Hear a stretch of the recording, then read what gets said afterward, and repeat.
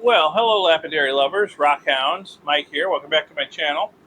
And today we're going to cut some geodes. My friend Pat gave me these geodes to cut for him. He spends, we live in Florida, and Pat very wisely spends the summers up north where it's not quite so hot and humid. And he comes back from the north with gifts for all his friends every year. And this year he came back loaded down with Uper lights and genuine Michigan maple syrup and geodes from Indiana. I think he said he got these from Indiana. I've seen videos of people collecting geodes like this on rivers in Indiana. And I'm originally from Indiana. We moved out of there when I was a kid, before I got the rockhounding bug, unfortunately. So anyway, Pat asked me if I could cut these geodes for him that he brought back. And I'm like, yeah, sure. You just gave me some Uper lights and some maple syrup. No problem. I'll cut your geodes for you. So they're very oddly shaped, and he would like them cut along their longest axis, which would be like this. So they're going to be very hard to hold in the vise of the saw. I'll have to work something out. I don't know.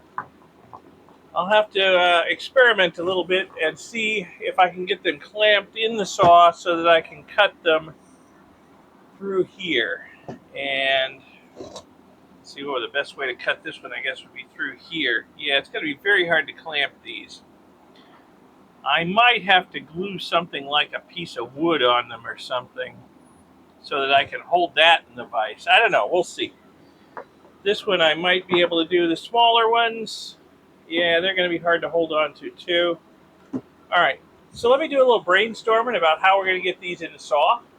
And then once I have it figured out, we'll go over to the 16-inch Lorto and Lapidary saw, and we'll cut them, and we'll see what's inside Pat's geodes. Okay, I guess it's time to get to work cutting Pat's geodes. I'm going to start with this one over here, because I think I can clamp this one in the vise and cut it the way he wants it cut. The others I'm going to have to give some thought to. I might be able to do this one too, but boy, it's really irregular as well as being huge. But I'm pretty sure I can get this one clamped in. So let me give it a shot and see if we can get this one cut. All right, I managed to get that one in. I think it's in there good and tight. I've tightened the bolts down super tight. Don't think it's going anywhere. So let's get the door closed and we'll get to cutting. Yes, the saw has been cutting. Actually, not so much banded iron as some red jasper is what's got it so messy this time. But I do need to make that saw cleanup video I keep threatening to do.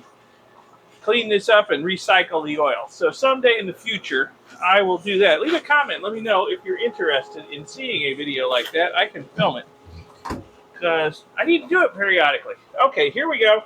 We'll see what this one holds. It's going to take a while to cut. It's fairly big.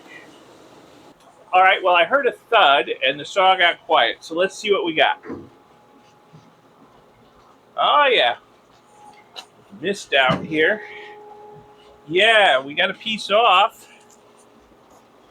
Oh, yeah, look at the hollows in that. All right, yeah. I don't know if that's showing up, but that's quite hollow there.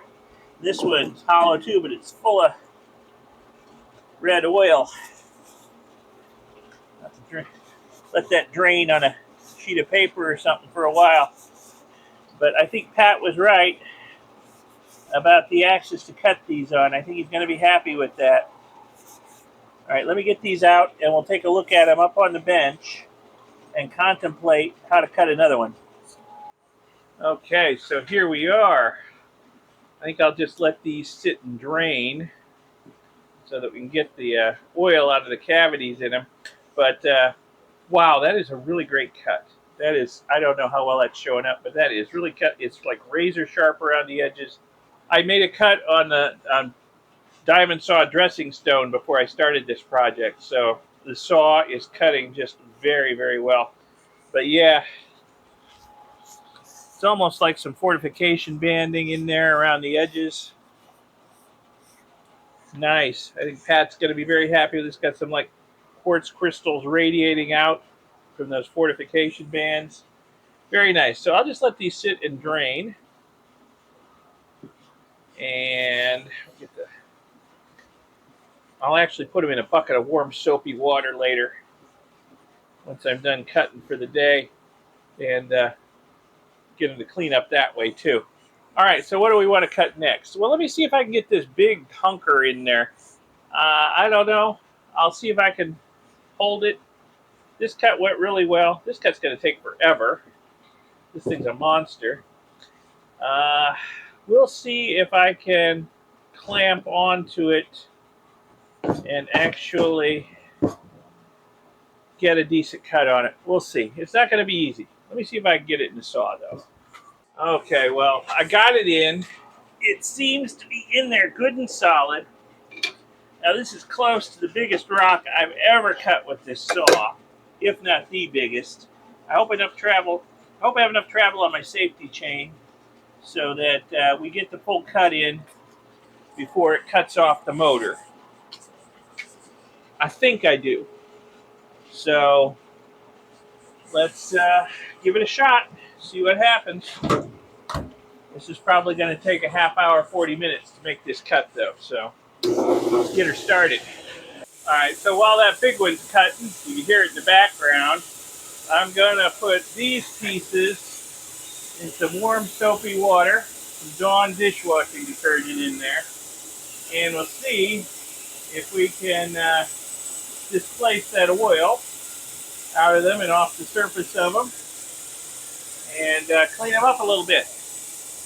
We'll just let those sit,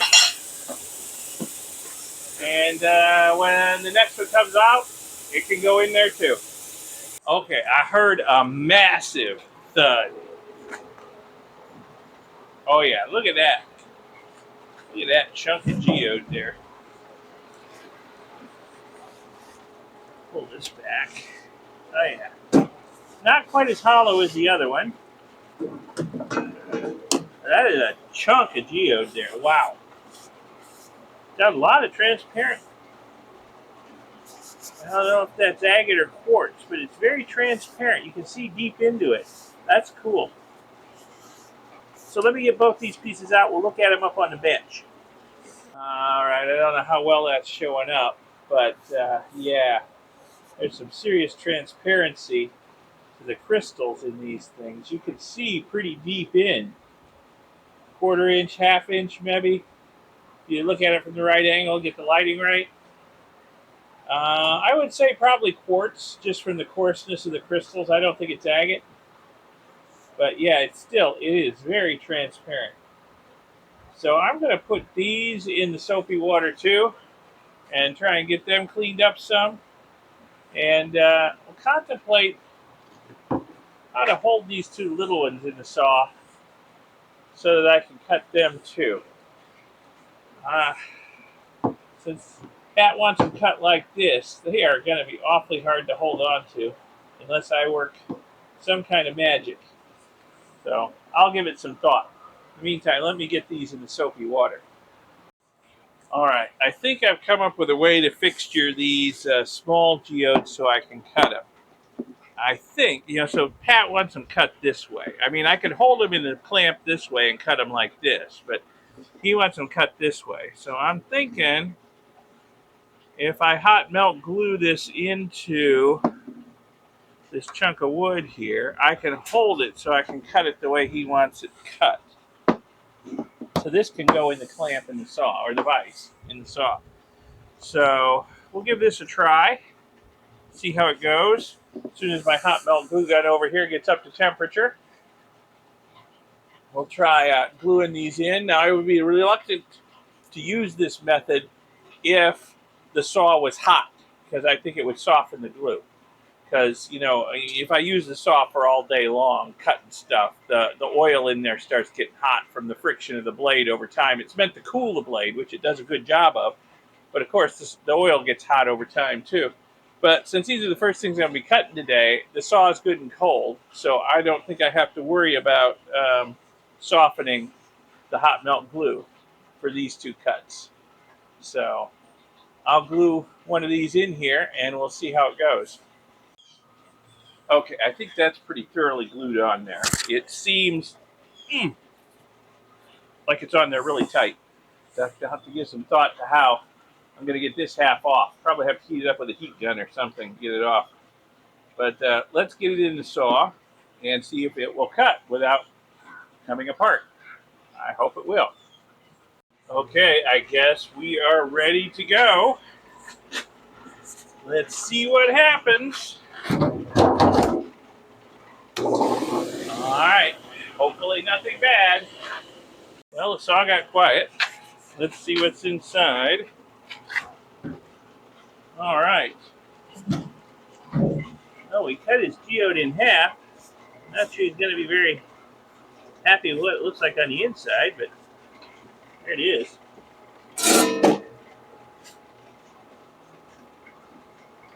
Yeah, kind of very fine quartz crystals inside. They're kind of flaking out. So, yeah, we'll take a look at it up on the bench. And I'll probably have to make another one of these now, because I doubt hot melt glue will stick to wood that is so impregnated with oil. So, probably not. So let me get this out. We'll look at it up on the bench. Look at ways to get that off. Figure out what to do with the next one. Hopefully it'll be prettier on the inside. So there we are. That's what we got there. Just very, very fine quartz crystals infilling this thing. They're kind of popping out like little grains of sand. Few little bugs. Not sure why this one has a black line across it. I don't know what happened there. Something during the cut, I guess. I don't know. But I would say this is probably the least pretty of the geodes I've cut so far. So let me see. I might just be able to cut this off with a knife and then pick the hot melt glue off. We'll see. Well, I think I got lucky there because the glue would rather stick to the wood than the geode. So as I started cutting it loose, eventually it just popped off. So there we go. And I might be able to glue the other one on because this glue is really stuck to the wood. So I might be able to glue this other one onto the existing glue. We'll see. All right, well, I think I was wrong. I think I can reuse this piece of wood because I glued the first hot melt glue went on it before it got saturated with oil, and it is really stuck on the wood. So I just heated up the glue with my propane torch and got it tacky, good and tacky, stuck the rock on there, and then added some more glue between the rock and the existing glue. And this seems to be, oh yeah, that seems to be on there good and tight. So I think we can put this in the saw and cut it too. Hope so anyway. So we'll give it a try. Alrighty, here we go. See if it stays in place. It seems to be on there pretty tight. See what happens and how it looks on the inside. Well, let's see what we got this time.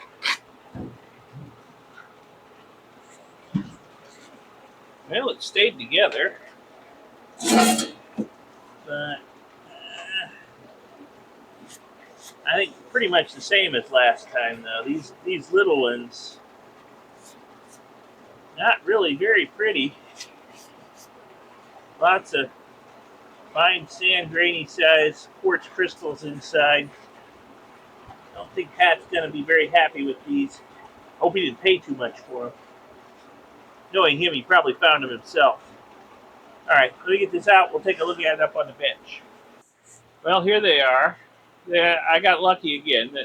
The hot melt glue wants to stick to itself on the wood much better than it wants to stick to the geodes. So it popped right out pretty easy.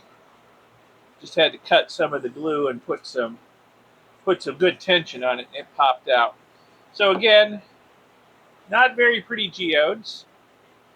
I kind of doubt they polish up because the inside texture of these quartz is kind of sandy. I'm not even sure the big ones will polish up nice. The The quartz grains or crystals are much bigger in those, but still, I don't know how well consolidated they are. They might want to pop out like these are. Anyway, I'm going to put these in the bucket of soapy water along with the last one I cut, and we'll take a look at all 4 of them when they come out. Well, alrighty. I think we had a pretty good session at the saw.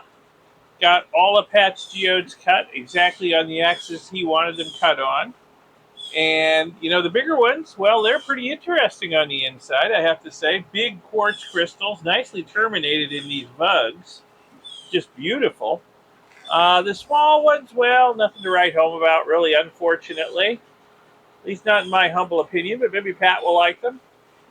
Also, you know, I learned a new method of fixturing the rocks in the saw so I could cut them when they're actually just too small to clamp in the big vise in the saw. So that's great. I've got a lot of other small and irregular shaped rocks that I can cut now that I know this trick. So that's great.